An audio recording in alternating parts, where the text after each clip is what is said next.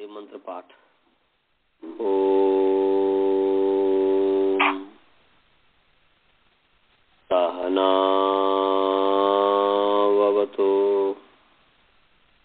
सहनौ भुनक्तु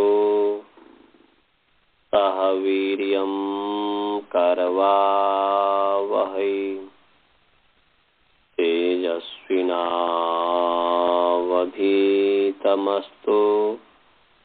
मा विद्विषावहै। येन धौता गिरः पुंसां विमलैः शब्दवारिभिः तमश्चाज्ञानजं भिन्नं तस्मै पाणिनये नमः। वाक्यकारं वरुरुचिं भाष्यकारं पतञ्जलिं पाणिनि सूत्रकारं च प्रणतोऽस्मि मुनित्रयम्। ओम शांति शांति शांति। आप सभी का जो है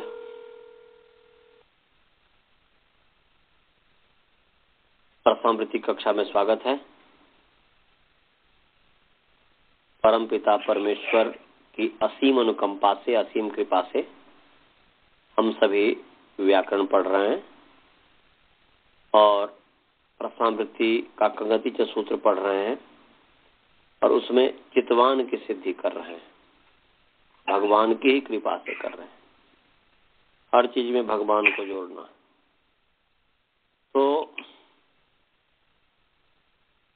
चितवान में हमने चितवत और सु अनुबंध हुए चितवत स इतना हमने बता दिया था ना जी। चितवत कहाँ तक हमने स्थिति किया था मनीष? कहाँ तक हमने पढ़ा दिया था कल?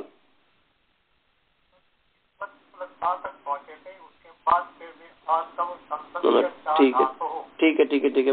मैं गुरुकुल में मनीष एक बच्चा है उसे पूछ रहा हूँ। मनीष विद्यानंद मैंने कितना कौन सा कहाँ मैंने कितना तक हमने स्थिति कर दिया था, पढ़ा दिया था जी? कहाँ तक मनीष?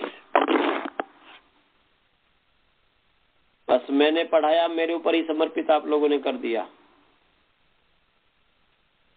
अरे हाँ बोलो ना, कहाँ तक पढ़ाया था? के अंग संज्ञा होकर फिर अंग से का अधिकार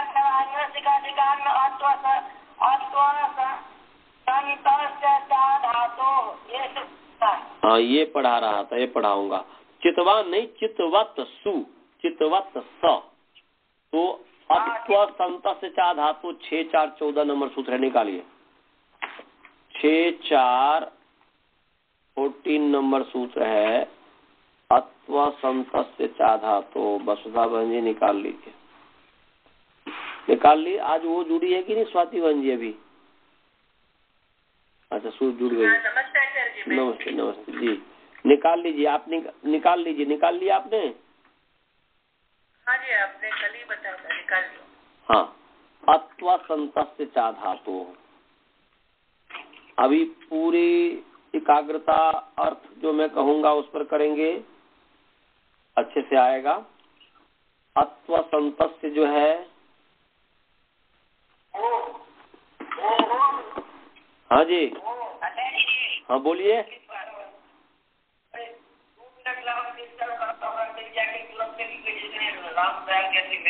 हाँ गोर लगी भाई जी। हाँ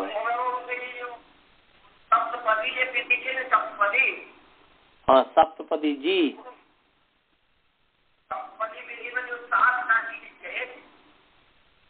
हाँ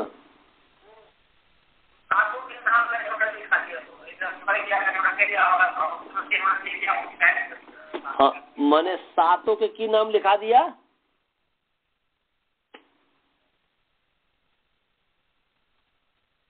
की सप्तपदी में की कह लिया? सप्तपदी में ये 7 पैर हाँ पहला जो वो एक पदी अवस्था मावा का पता हाँ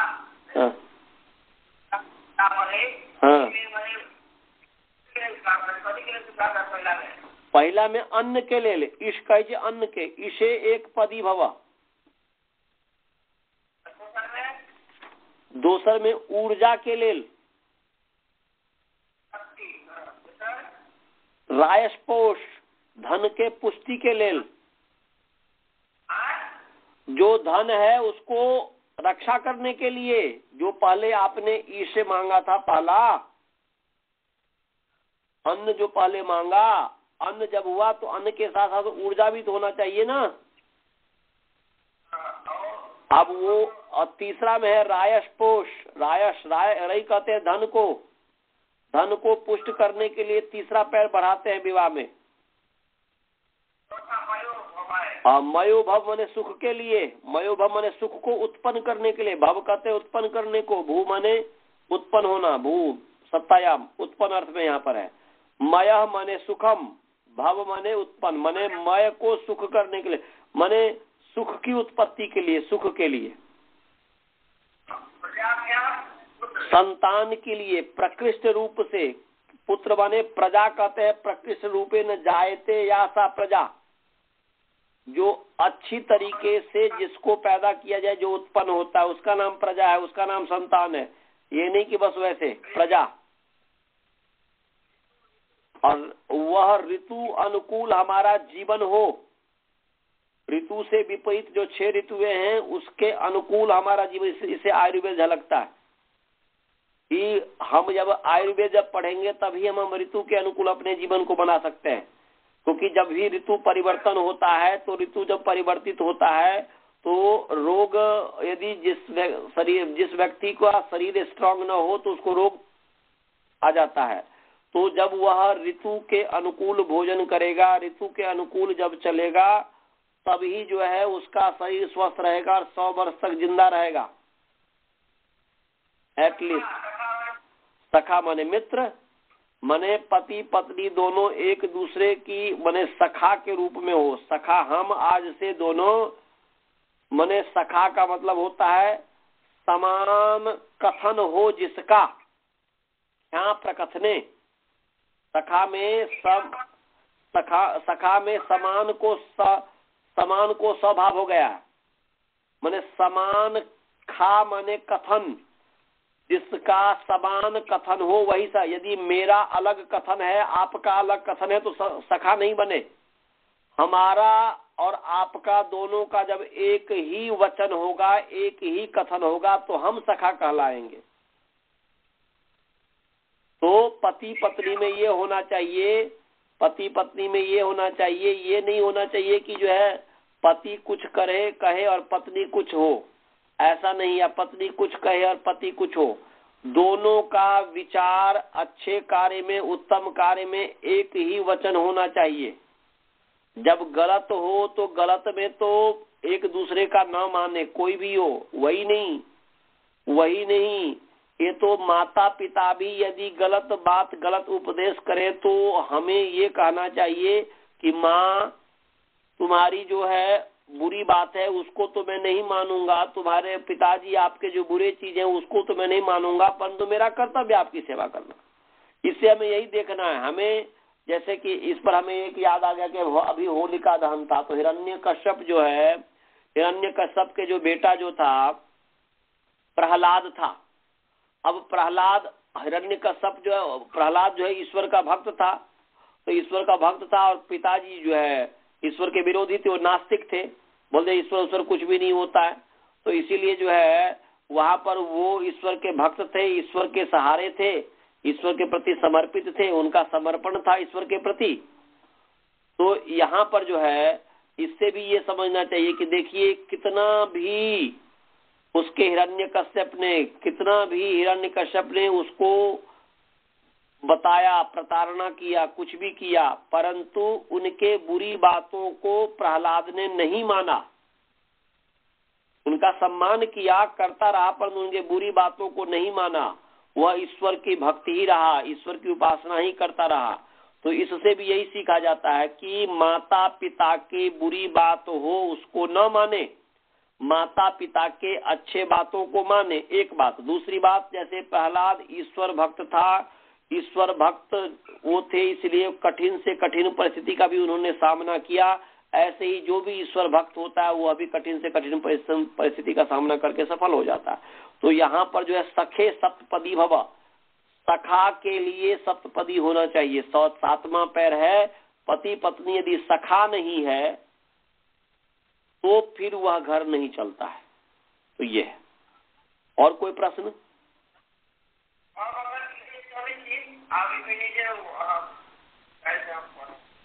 ठीक है, मेरे तरफ से शुभकामना दे दीजिएगा, या कोई नंबर दीजिए कि मैं रामदयाल से जो है बातचीत कर लूं।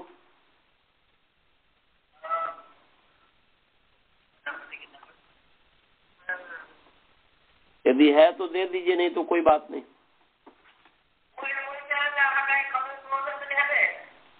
हाँ जी,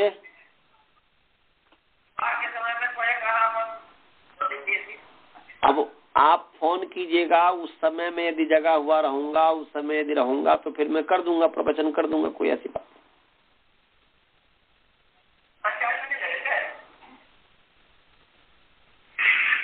तो अब मैं पढ़ाऊं?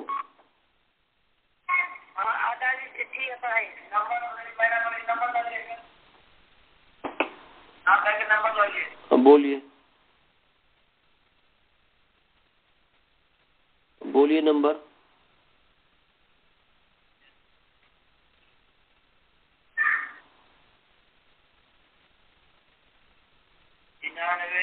हाँ, 99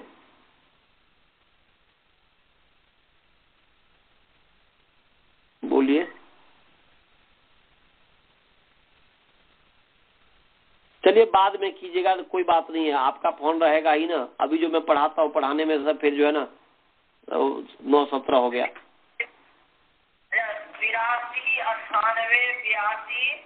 99 82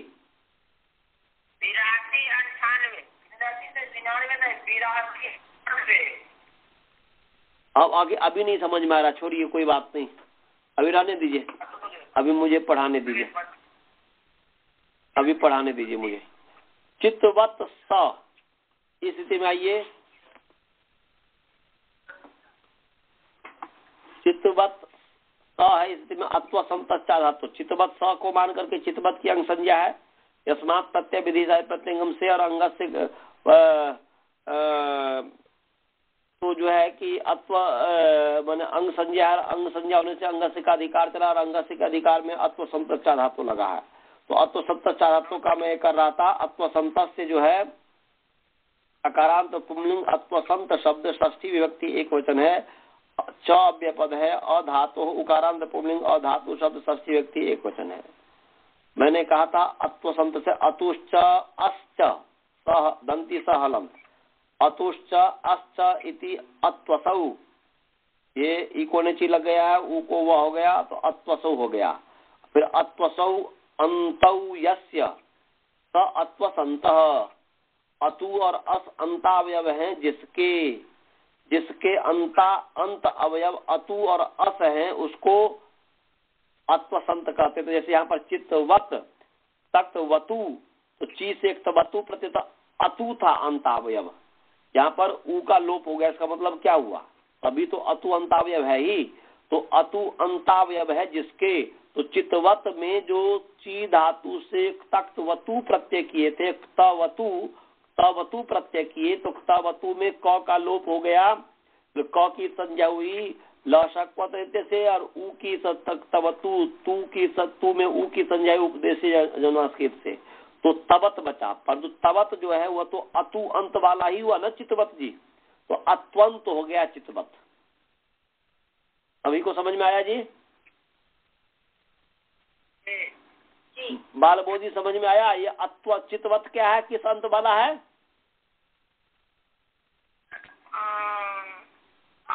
चित्तवत का अंतावयव अतु है कि नहीं? जैसे चित्तवत का अपने अलग से तो अंतावयव त है ना जी, त अंत में है कि नहीं? तो वास्तव में तू है ना जी, उसका लोप हो गया है, पर तो वास्तव में तू है। तो और वो में अ है तो अतु हो गया कि नहीं? तो चितवत अत्वंत है कि नहीं? तो अत्वंत अंग हो गया। कौन सा अंग हो गया? हाँ, और ऐसे ही असंत होता है, यशस इत्यादि बंद, यशस इत्यादि है, सुयशस इत्यादि, तो असंत है। तो अभी अत्वंत को समझना है, अर्थ दोनों बताएंगे हम, दोनों को लेकर के करेंगे। तो अत्वंत क्या बोलते अत्वसंत, ये हो गया। अब जो है अधातु में न धातु अधातु तस अधातु हो, नहीं तत्पुरुष समास हो गया। यहाँ पर मैंने कल बताया था अधातु में कौन सा नहीं तत्पुरुष में कौन सा प्रतिषेध मानेंगे? पर्युदास। प्रसज्ज करेंगे तो वाक्य अलग बन जाएगा, परिसज्ज से भी अर्थ बन जाएगा, ऐसी बात नहीं है, पर तो दो वाक्य बनाना पड़ेगा, फिर दो वाक्य बनाना पड़ेगा। गौरव उसमें दोष होगा, वो भी बना के आपको दिखा दूंगा। यहाँ पर्युदास है, पर्युदास मानने से एक ही वाक्य से काम चल जाएगा, एक ही वाक्य। प्रसज्ज मानेंगे तो न भवती अलग करना पड़ेगा, न भवती धातु न भवती ऐसा हो जाएगा। तो इसीलिए पर्युदास मानो, प्रसज्ज नहीं। पर्युदास मानने से धातु भिन्नस्य, क्या अर्थ हो गया जी? धातु भिन्नस्य अत्वंतस्य और असंतस्य अलग अलग कर दिया। दोनों में अंत का संबंध द्वंद्वान्ते द्वंद्वादो श्रूयमाणं पदम प्रत्येकम अपि संबध्यते। द्वंद्व के अंत में, द्वंद्व के आदि में जो भी श्रूयमान पद है वह प्रत्येक के साथ संबंध रखता है। वर्ती पदार्थ के वर्ती पद जो है समस्त समास में जो पद है, तो अतु के साथ भी है और अस के साथ भी, इसलिए अत्वंत और असंत। इसलिए धातु भिन्नस्य अत्वंतस्य असंतस्य च अंगस्य। इतना पोर्शन समझ में आ गया? इतना भाग सभी को समझ में आया? बहुत ही सरल है। अत्वंत धातु भिन्नस्य अत्वंतस्य असंतस्य च अंगस्य, इतना समझ में आ गया? समझ में आ गया। अब जो है ऊपर से अनुवृत्ति आ रही है, मैंने अंग से इसलिए अधिकार आया, तो अंग से तो मतलब अंग से का भी अधिकार है। अनुवृत्ति आ रही है सौ 6 4 13 से 100 की अनुवृत्ति आ रही है, 100 की। इसके ऊपर जो सूत्र है उसे 100 की आ रही है। और सर्वनाम स्थाने चा संबुद्धौ से असंबुद्धौ की अनुवृत्ति आ रही है। किसकी अनुवृत्ति आ रही है जी? सर्वनाम स्थाने चा संबुद्धौ से असंबुद्धौ की अनुवृत्ति आती है। हाँ, और नोपधाया से उपधाया की अनुवृत्ति आ रही है। और अंगस का तो अधिकार है ही। और ड्रॉ लोपे पूर्व से दीर्घोण, जो 6-3 छठा अध्याय तीसरे पाद का सूत्र है। ड्रॉ लोपे पूर्व से दीर्घोण, देखो कितने नंबर सूत्र है।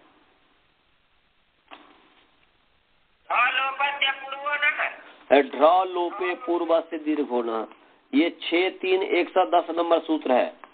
6-3 110 नंबर सूत्र है। ड्रॉ लोपे पूर्व से दीर्घोण, छठा अध्याय तीसरा पाद का 110 सूत्र है, उसे दीर्घ की अनुवृत्ति आ रही है।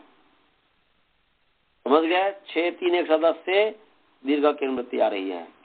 तो अब जो है अर्थ करने में सबसे पहले कौन सी विभक्ति को लाएंगे? क्या हमने बताया हुआ है? सप्तमी। तो सप्तमी लाएंगे तो सप्तमी क्या है? असंबुद्धौ और सौ दोनों सप्तमी है। असंबुद्धौ और सौ दोनों। सौ जो है उकारांत पुल्लिंग सुसप्तमी एक वचन है। असंबुद्धौ इकारांत, संबुद्धि इकारांत स्त्रीलिंग, असंबुद्धि सब सप्तमी विभक्ति एक वचन है।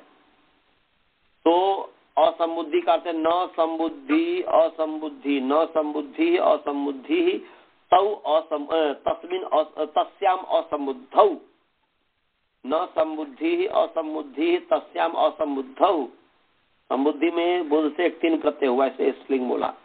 तो असंबुद्धौ में कौन सा प्रतिषेध माने, कौन सा प्रतिषेध करेंगे यहाँ पे? समास में प्रायः पर्युदास होता है। क्या बताया?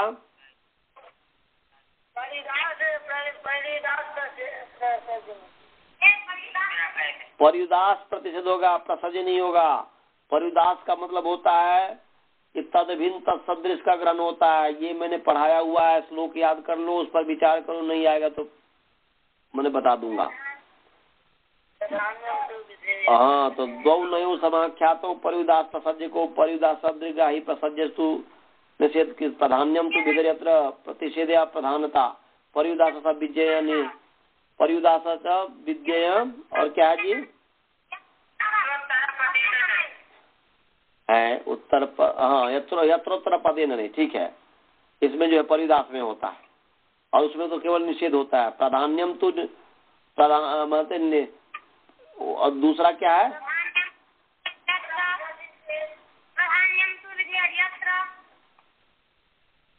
प्राधान्यम तो अप्राधान्यम विधेयत्र प्रतिषेधे प्रधानता और प्रसज्यस्तु सविज्ञेय और क्या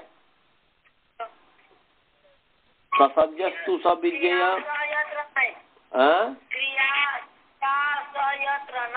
हाँ, वो जो क्रिया सह यत्र नहीं, क्रिया के साथ उसका संबंध होता है। तो उसको समझ लेना, फिर जो है नहीं आएगा तो फिर समझा देंगे।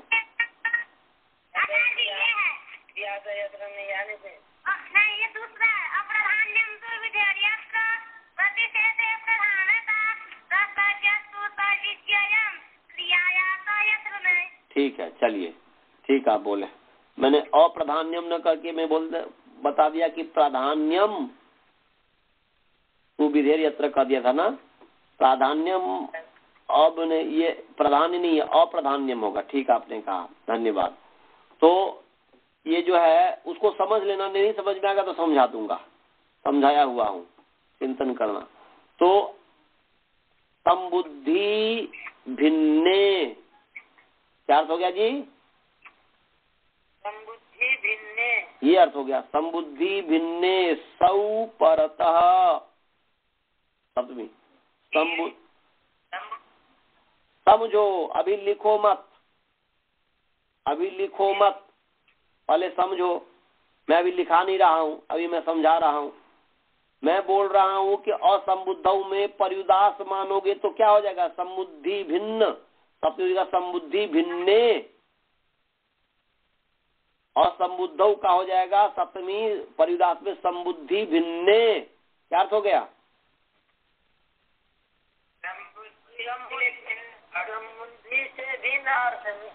हाँ, तो संबुद्धि से संस्कृत अभी बोलो ना यार। संबुद्धि भिन्ने, जैसे मैं कहूंगा अब्राह्मणम आनया का मतलब क्या हुआ जी? ब्राह्मण भिन्नम, ब्राह्मण भिन्नम आनया, ब्राह्मण से भिन्न है उसको लाओ। अलग है तो अरे अब्राह्मणम आनया का दूसरे वाक्य में बोलो। अब्राह्मणम आनया, ब्राह्मण क्या लाओ?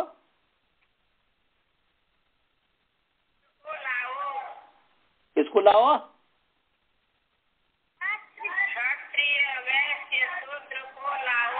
ठीक है, वो समझ गया, क्षत्रिय वैश्य शूद्र को लाओ।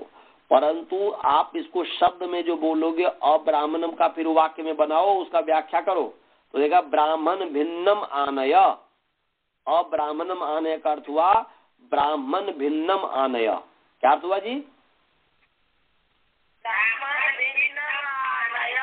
तो यहाँ पर असंबुद्धि का पर्युदास में क्या अर्थ हुआ? संबुद्धि भिन्नम नहीं हुआ या संबुद्धि भिन्न? उसका संबुद्धि भिन्न का सप्तमी क्या होगा? संबुद्धि भिन्ने। तो वही तो मैं बोल रहा हूँ, उसके अंदर से चिल्ला रहा हूँ कि संबुद्धि भिन्ने सौ परतः, सौ तो है ही सप्तमी व्यक्ति, संबुद्धि भिन्ने सौ परतः, पहले सप्तमी अर्थ किया तो संबुद्धि भिन्ने सौ परतः। समझ में आ गया ये बात? उसके बाद सप्तमी के बाद क्या लाएंगे, कौन सी व्यक्ति लाएंगे?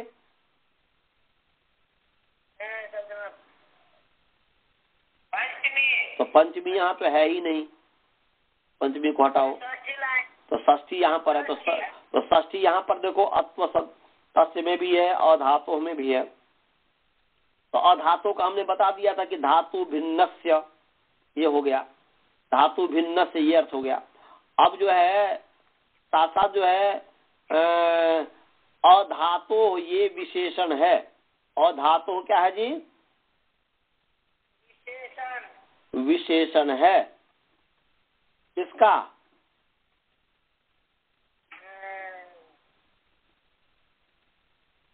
ये धातु अधातु विशेषण है अत्व संतस्य का। किसका विशेषण है जी?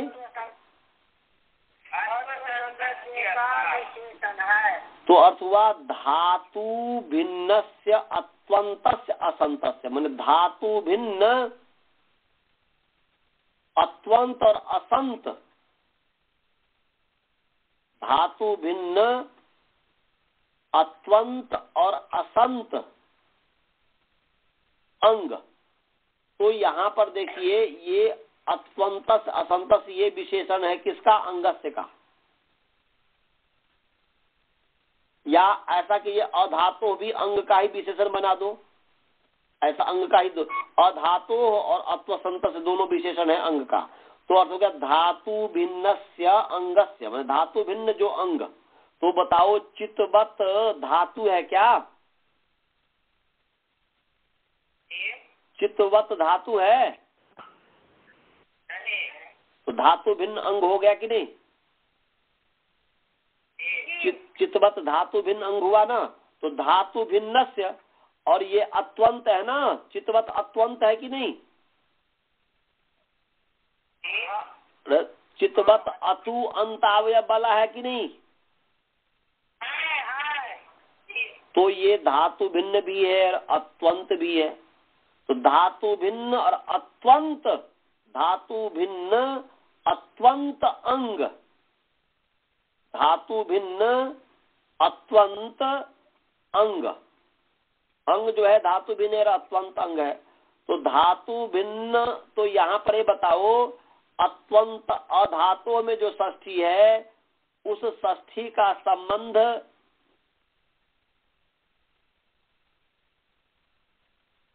अंग के साथ क्या है? कौन सा संबंध है?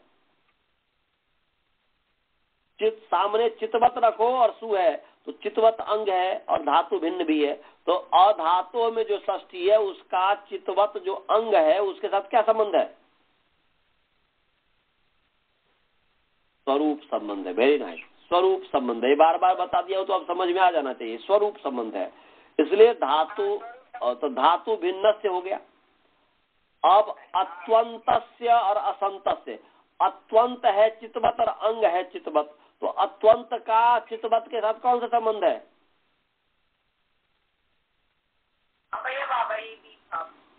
कैसे है जी? अत्वंत है चितवत और अंग है चितवत, तो अवयभाव कैसे हो गया? अवयव अवयभाव स्वरूप। स्वरूप अत्वंत है चितवत। मैं अतु थोड़े बोल रहा हूँ, मैं अत्वंत बोल रहा हूँ। तो अत्वंत है चितवत और अंग भी है चितवत। तो अत्वंत का अंग के साथ कौन सा समास हो गया? स्वरूप संबंध। तो स्वरूप हो गया। ऐसे असंत का भी जो है अंग के साथ स्वरूप संबंध है। तो अर्थ बन गया संबुद्धि भिन्ने सौ परतः अत्वंतस्य धातु भिन्नस्य अत्वंतस्य असंतस्य च अंगस्य। अब देख लीजिए इतना हो गया। अब अंगस्य जो है उस अंगस्य का उपधा अलोन्त्यात पूर्व उपधा, तो अंतिम अल जो था उससे पूर्व जो वकार प्रवृत्ति जो अकार वो उपधा है। तो बताइए अंग का उपधा के साथ कौन सा संबंध है? अंग है चितवत, उसका उपधा है वकार अकार, तो उस चितवत का अ के साथ क्या संबंध है? बोलो, डरते क्यों यार? चितवत में वो चितवत का अवयव नहीं है। चितवत आपका शरीर का हाथ के साथ क्या संबंध है? अब अवयव विभाव संबंध है। ऐसे ही चितवत में अ है, उस अ का चितवत के साथ क्या संबंध है? तो अंग का उपधा के साथ संबंध हो गया, अवयव विभाव संबंध। तो हो गया अंगस्य अवयवस्य उपधाया, अंगस्य अवयवस्य उपधाया। अब उपधाया में षष्ठी है, उसमें उसका कोई संबंध नहीं, इसलिए उपधाया स्थाने ऐसा अर्थ हो गया। हाँ, षष्ठी स्थान योगा से यहाँ पर जो है उपधाया के अन्वय स्थानीय पद आ गया। तो अर्थ क्या हो गया जी? समुद्धि भिन्ने सौ परतः अत्वं धातु भिन्नस्य अत्वन्तस्य असन्तस्य च अंगस्य अवयवस्य उपधाया स्थाने दीर्घः भवति, दीर्घो भवति, दीर्घः स्यात्। दीर्घ के मृत्यु जो आई है प्रथम व्यक्ति। आचार्य जी अब लिख लो। हाँ बोलो। एक बार और बोलिए तो। धातु भिन्न पहले संबुद्धि भिन्न, सप्तमी के आधार पर करो। संबुद्धि भिन्ने सौ परतः धातु भिन्नस्य अत्वन्तस्य असन्तस्य। देखिए धातु, फिर सुनो, संबुद्धि भिन्ने सौ परतः धातु भिन्नस्य अत्वन्तस्य असन्तस्य च अंगस्य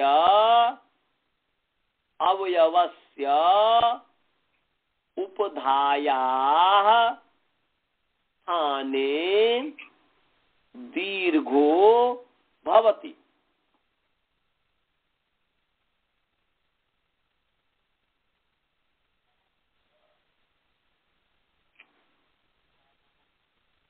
समुद्धि जी समझ में आया? और संबुद्धि किसको कहते हैं जी? संबुद्धि किसको कहते हैं? एक वचनम। ये तो पीछे भी पढ़ाया हुआ हूँ कि नहीं पढ़ाया हूँ जी? संबुद्धि नहीं पढ़ाया हूँ? अनंत जी पढ़ाए कि नहीं? शायद नहीं पढ़ाए। एक मिनट देखता हूँ सर। तो वो एक वचनम संबुद्धि ना सर? नहीं पढ़ाया हूँ? नहीं पढ़ाया। हाँ तो जो है संबुद्धि फिर निकालो, एक वचनम संबुद्धि निकालो। वो अष्टाध्याय की जो भूमिका में मैंने पढ़ाया होगा, याद आया। एक वचनम संबुद्धि निकालो। एक वचनम संबुद्धि। एक वचनम संबुद्धि। हे भगवान, कहाँ का सूत्र है जी एक वचनम संबुद्धि? ये जो है पहला अध्याय चतुर्थ पाद,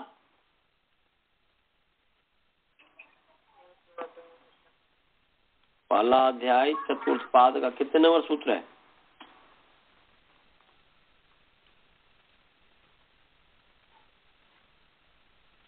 किसी का है ना जी? ये नहीं है? अनंत जी अच्छा जी, एक वचनम संबुद्धि है के तीसरे पाद का 49 नंबर सूत्र। कहाँ का है? दूसरे अध्याय के तीसरे पाद का 49। निकाल लीजिए दूसरे अध्याय तीसरे पाद का 49। दूसरे अध्याय तीसरे पाद का 49 नंबर सूत्र निकाल लीजिए।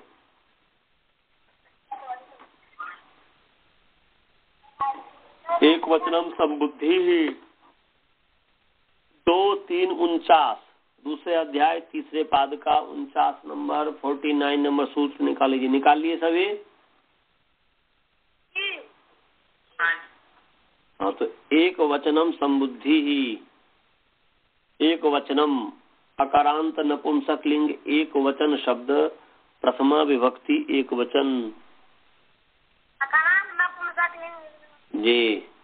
संबुद्धि इकारांत स्त्रीलिंग संबुद्धि शब्द, प्रथमा विभक्ति एक वचन। फिर मैं बोल रहा हूँ, एक वचनम अकारांत नपुंसकलिंग एक वचन शब्द प्रथमा विभक्ति एक वचन, संबुद्धि इकारांत स्त्रीलिंग संबुद्धि शब्द प्रथमा विभक्ति एक वचन। समझ गए? जी समझ गए। हाँ। अब जो है ऊपर इसके सूत्र है सामंत्रितम। क्या सूत्र है जी?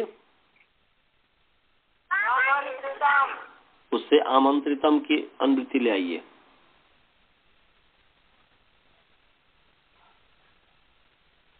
किसके अनुवृत्ति लाएंगे जी? आमंत्रितम की अनुवृत्ति है। आमंत्रितम की अनुवृत्ति आएगी। तो अर्थ हो गया कि आमंत्रितम एक वचनम संबुद्धि भवती। क्या अर्थ हो गया जी?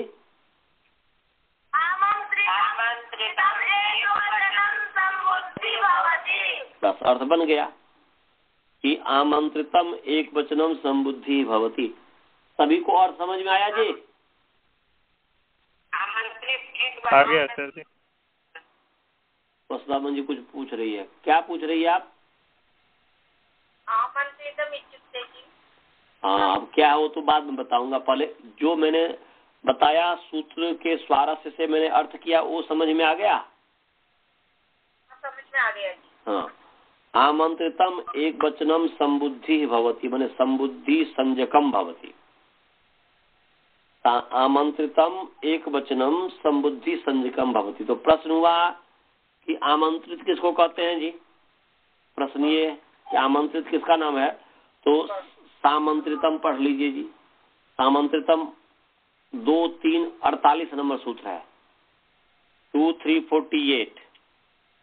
देखिए सा क्या है जी? पदच्छेद करेंगे तो सा। अरे इसी के ऊपर सूत्र है सामंत्रितम, चौपट नाते का सामंत्रितम जी है ना। सामंत थक गया मैं। सामंत्रितम सा सर्वनाम सर्वनाम स्त्रीलिंग तत्शब्द प्रथमा विभक्ति एक वचन। सर्वनाम स्त्रीलिंग तत्शब्द प्रथमा विभक्ति एक वचनम। सा समझ में आ गया? अच्छेद। आमंत्रितम अकारांत नपुंसकलिंग आमंत्रित शब्द प्रथमा विभक्ति एक वचन है। तो यहाँ पर वह जो है प्रथमा की अनुवृत्ति आ रही है। किसकी अनुवृत्ति आ रही है जी?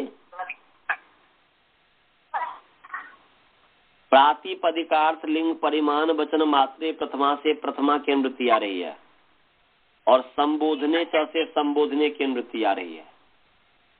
नहीं आएगा सर।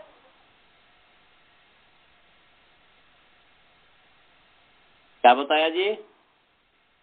ये माने इसमें प्रथमा की अनुवृत्ति आती है। और प्रातिपदिकार्थ लिंग परिमाण वचन मात्रे प्रथमा से प्रथमा की अनुवृत्ति आ रही है, और संबोधने जो उसके नीचे सूत्र से संबोधने की अनुवृत्ति आ रही है। माने सा जो है उसको निर्देश कर रहा है। संबोधन में प्रथमा, संबोधने प्रथमा, इसको सा का हिंदी में क्या अर्थ है?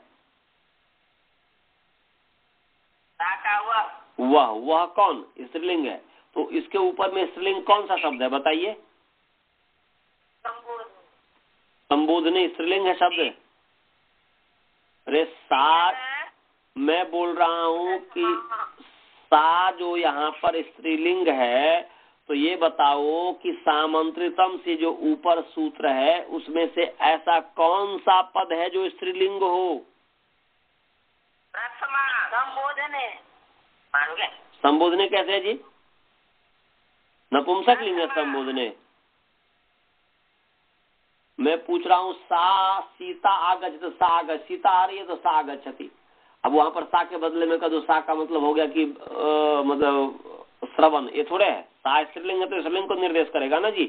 तो यहाँ पर सा जब स्त्रीलिंग है तो वह प्रथमा है ऊपर स्त्रीलिंग, इसलिए प्रथमा को निर्देश कर रहा है। सा माने सा प्रथमा। अब सा प्रथमा तो वह सा से तो केवल प्रथमा नहीं है, सा से ऊपर कौन कौन है, जो है सबका निर्देश करता है। सा से ऊपर संबोधन भी है ना जी, सा से ऊपर क्या है जी, संबोधन है कि नहीं, संबोधने। तो क्या अर्थ हो गया, सा माने संबोधने सा प्रथमा, या माने सा का मतलब वह प्रथमा, क्या कौन सा हुआ प्रथमा, संबोधन में। तो संबोधने सा प्रथमा, क्या अर्थ हुआ जी, संबोधने सा प्रथमा भवति, आमंत्रितम भवति, आमंत्रितम करे ना जी, संबोधने सा प्रथमा आमंत्रितम भवति,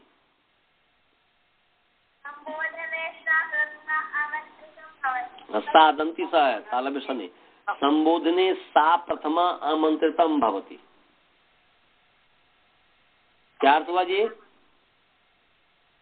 संबोधने सा प्रथमा आमंत्रितम भवति, संबोधन में वह प्रथमा आमंत्रित होता है। हाँ, संबोधन में वह प्रथमा माने वह प्रथमा विभक्ति आमंत्रित संजक होता है।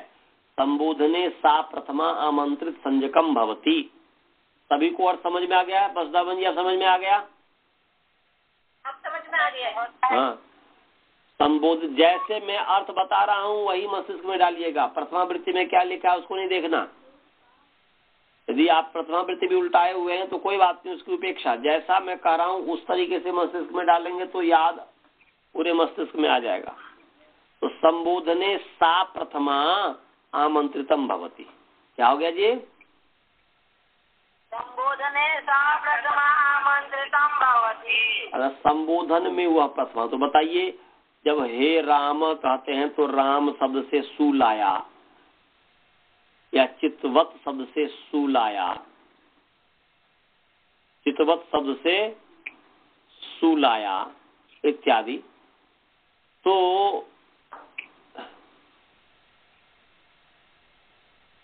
यहाँ पर जो है राम शब्द से जो सु लाया संबोधन में, तो संबोधन में प्रथमा है कि नहीं, हे राम हे रामौ हे रामा, हे राम हे रामौ हे रामा। तो ये संबोधन जो है हे राम हे रामौ हे रामा, ये है आमंत्रित। वह जो प्रथमा विभक्ति है वह है आमंत्रित। समझ में आया जी। तो संबोधन में जो प्रथमा है उसकी आमंत्रित संज्ञा है। संबोधन में जो प्रथमा विभक्ति है तो हे राम हे रामो हे रामा, ये आमंत्रित है। या राम से सु लाया तो वह सु जो विभक्ति है वो आमंत्रित है। सु जो विभक्ति तो वास्तव में सु है ना जी, सु की विभक्ति संज्ञा है, वो तो विभक्त्यंत है हे राम या रामा रामो रामा, परंतु सा से विभक्ति को कह रहा है, प्रथमा विभक्ति को। इसलिए संबोधन ने सा प्रथमा, अर्थात यदि इसको संबोधने या प्रथमा सा आमंत्रितम भवति, आमंत्रित संज्ञकम भवति, उसका नाम आमंत्रित। इसलिए हे राम हे रामो हे रामा, इसका नाम आमंत्रित है। अब वो कह रहा कि आमंत्रितम एक वचनम समुद्धि भवति, आमंत्रितम एक वचनम संबुद्धि भवति। और आमंत्रित हो गया हे राम हे रामो हे रामा, तो उसमें एक वचन क्या है, हे राम हे रामो हे रामा में एक वचन क्या है जी, हे राम। हे राम में जो सु, यहाँ पर एक वचन द्विवचन जो है संज्ञा, ध्यान रखिएगा कि प्रत्यय की है। मैं तो कह रहा हूँ बार बार, मैं मुख से मुझे निकल रहा है हे राम, परंतु वास्तव में राम से आगे जो सु आया, सु का नाम एक वचन है। एक वचन द्विवचन बहुवचन संज्ञा प्रत्यय की होती है, शब्द की नहीं होती है। वो उससे संश्लिष्ट है, उससे वह युक्त है, इसलिए उसको भी कह देते भाई एक वचन द्विवचन बहुवचन है। तो एक वचनांत है वह वास्तव में। हे राम समुद्यंत है, राम रामो रामा एक वचनांत है, रामम रामो रामा द्विवचनांत है। वास्तव में वह एक वचन द्विवचन बहुवचन संज्ञा प्रत्यय की है। इस चीज को समझना है। तो आमंत्रितम एक वचनम संबुद्धि भवती, तो यहाँ पर हे राम के आगे जो सु लाया तो वह सु है संबुद्धि। समझ आया? हाँ समझ में। हाँ, तो आप लोग समझिए स्काइप में। जी समझ गए। तो अब आइए, अब अपने प्रसंग में आते हैं। अत्व संतस्य चा धातो हो, अत्व संतस्य चा धातो हो। तो अत्व संतस्य चा धातो कहता है कि धातु भिन्नस्य अत्वन्तस्य असन्तस्य च अंगस्य अवयवस्य उपधाया स्थाने दीर्घो भवति संबुद्धि भिन्ने सुपरतः, संबुद्धि भिन्ने सुपरतः। तो संबुद्धि भिन्न सुपरे रहते अत्वंत असंत अंग के अवयव उपधा के स्थान में दीर्घ हो गया। तो यहाँ पर सु जो है चितवान संबोधन में, क्या चितवान जो है संबोधन में है। तो चितवान जब संबोधन में है, प्रथमा में भी है, वो भी हम बता देंगे। आप संबोधन की चर्चा आ गई इसलिए संबोधन की बात कर रहे हैं। तो सु जो है संबुद्धि भिन्न, सॉरी ये संबोधन में नहीं है, ये संबोधन में नहीं है। चितवान प्रथमा व्यक्ति है, मैं गलत बोल दिया प्रमाद के कारण। ये प्रथमा व्यक्ति एक वचन है चितवान, संबोधन में चितवन बनता है। तो ये जो है या बताइए, ये जो चितवत से जो सु लाए हैं, ये सु संबुद्धि भिन्न है कि नहीं? चितवत से जो सु लाया तो चितवत स ये संबुद्धि भिन्न है कि नहीं? क्या ये संबुद्धि है? क्या संबोधन का सु है ये? हम तो अभी बताए थे कि आमंत्रितम, आमंत्रितम एक वचनम संबुद्धि भवती। तो आमंत्रित जो एक वचन है उसका नाम संबुद्धि है। तो संबोधन में जो प्रथमा विभक्ति है उसका जो एक वचन है, तो संबोधन तो है ही नहीं, इसलिए संबुद्धि भिन्न सु हुआ कि नहीं? तो संबुद्धि भिन्न सु के परे रहते अत्वंत जो चितवत अंग है उसके अवयव, अंग के अवयव उपधा जो वकारवती जो अकार है उसको दीर्घ हो गया, तो हो गया चितवात। क्या हो गया जी? चितवात। दीर्घ किसको कहते हैं? तो उकालो झ्रस्व दीर्घ प्लुतः। तो यहाँ पर जो है चितवात स, ये स्थिति हो गई। किसी को कोई शंका?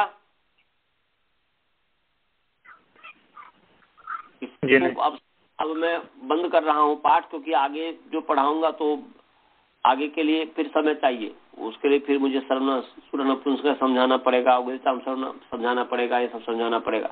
तो अभी होगा ही नहीं, उसमें 1 घंटा लगेगा आपको। तो कल इस पर हम चर्चा करेंगे। यदि आप लोगों को यदि कोई शंका हो तो पूछिए, जो नहीं समझ में आया हो।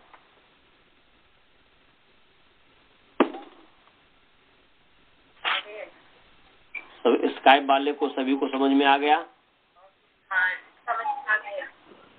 और अनंत जी आपको समझ में आया? आ गया सर। और गुरुकुल में सभी को मनीष, ये विद्यानंद, क्या क्या नाम है, मैं नाम भी भूल जाता हूँ। मनीष है, विद्यानंद है, और कौन है? हाँ, मनीष, विद्यानंद, सुबोध, बालबोध और श्रवण, सबको समझ में आया? हाँ, तो समझ में आया तो फिर जो है इस पर विचार करना। कितने घंटे लगाते हो पढ़ने में? इस प्रथमा वृत्ति में कितने घंटे लगाते हो? अभी ज्यादा देर से 2-3 घंटे पढ़ते हैं, या फिर कार्यक्रम की सफाई सुथरा भी करते हैं। ठीक है, कोई बात नहीं, वो कार्यक्रम भी जरूरी है, उसका भी करो। पर तो 3 घंटा भी पढ़ो तो मनोयोग से पढ़ो, नियुक्त होकर के पढ़ो, पूरे एकाग्रता के साथ पढ़ो। हाँ, विचार करो तो अच्छा आएगा। बार बार गुरुकुल वाले के लिए विशेष है, घो चुप पूज जिस दिन करे तब आवे व्याकरण, सब सुख तेजे संसार का अपना समझे मरण, घो चुप पूज जिस दिन करे तब आवे व्याकरण। तो इसमें परिश्रम करो, जितना कर लोगे इसमें परिश्रम यही सफल होगा। फिर आगे उतने परिश्रम नहीं करने पड़ेंगे। दर्शन इत्यादि में जब मैं पढ़ाऊंगा तो आप लोगों को तो पढ़ाना ही है दर्शन। मैं जितना जानता हूँ दर्शन, उपनिषद, निरुक्त, ये सब तो छंद, ये सब तो मैं पढ़ा ही सकता हूँ। यदि ईश्वर की कृपा हुई, ज्योतिष भी मैं लगा हुआ हूँ, ज्योतिष भी पढ़ लिया तो पढ़ा दूंगा, कुछ तो पढ़ाई। तो चलिए मंत्र पाठ करें। ओम पूर्णमदः पूर्णमिदं पूर्णात् पूर्णमुदच्यते पूर्णस्य पूर्णमादाय पूर्णमेवावशिष्यते। ओम शांति शांति शांति। नमस्ते। नमस्ते सर। नमस्ते।